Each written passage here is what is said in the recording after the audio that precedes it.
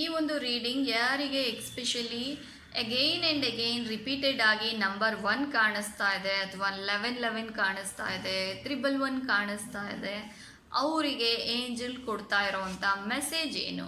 ಇಲ್ಲಿ ನೋಡೋದಾದರೆ ಆ ಒಂದು ಮೆಸೇಜ್ ನಿಮಗೆ ಬರ್ತಾ ಇರೋವಂಥದ್ದು ನಿಮ್ಮನ್ನು ಸ್ಲೋ ಡೌನ್ ಮಾಡೋದಕ್ಕೆ. ನೀವೇನು ಸ್ಟಕ್ ಆಗಿದೆ, ನನ್ನ ಲೈಫಲ್ಲಿ ಏನೂ ಸರಿಯಾಗಿ ನಡೀತಾ ಇಲ್ಲ ಅಂತ ಅಂದ್ಕೊಳ್ತಾ ಇದ್ದೀರಾ, ಅವರಿಗೆ ಹೇಳ್ತಾ ಇದೆ ಏಂಜಲ್, ನೋ, ನಿನ್ನ ಲೈಫಲ್ಲಿ ಎಲ್ಲವೂ ಕರೆಕ್ಟ್ ಆಗಿದೆ, ನಿನ್ನ ಲೈಫಲ್ಲಿ ಎಲ್ಲವೂ ಸರಿಯಾಗಿದೆ. ನೀನು ಯಾವುದನ್ನು ಸ್ಟ್ಯಾಗ್ನೆಟ್ ಅಂತ ಅಂದ್ಕೊಳ್ತಾ ಇದೆಯಾ, ನಿಂತೋಗಿದೆ ಅಂತ ಅಂದ್ಕೊಳ್ತಾ ಇದೆಯಾ, ಅದು ನಿಂತೋಗಿಲ್ಲ, ಅಲ್ಲಿ ಪ್ರೋಸೆಸ್ ಆಗ್ತಾ ಇದೆ.